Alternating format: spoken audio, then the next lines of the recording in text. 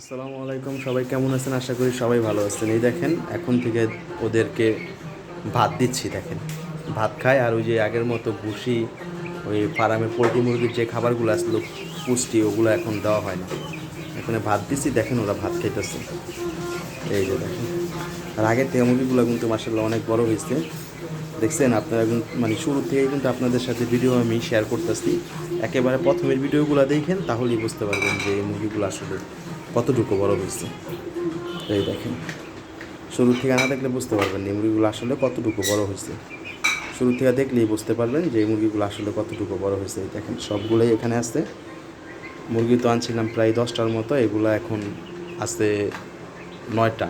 একটার অবস্থাও খারাপ, ওই যে দেখেন ঝুমতে আসতে, ওইও সম্ভবত মনে হয় ওষুধে না খাওয়াইতেছি। এখন বাঁচে কি বাঁচে না এটা হচ্ছে নির্ভর করতেছে আপনার উপরওয়ালা যদি চায় তাহলে বাঁচায় রাখবে।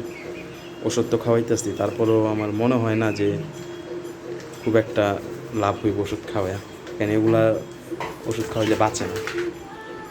যাই হোক, এই দেখেন এগুলার। আর আপনারা অবশ্যই চ্যানেলটাকে সাবস্ক্রাইব করবেন। আপনারা তো সবাই ভিডিও দেখেন কিন্তু কেউ সাবস্ক্রাইব করেন না।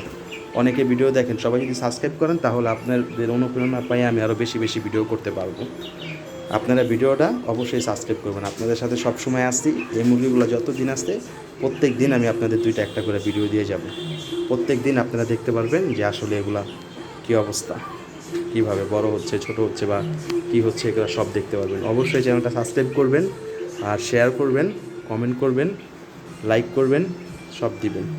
ইনশাআল্লাহ সবাই ভালো থাকবেন। আসসালামু আলাইকুম। আজকের মতো ভিডিও এই জায়গায়।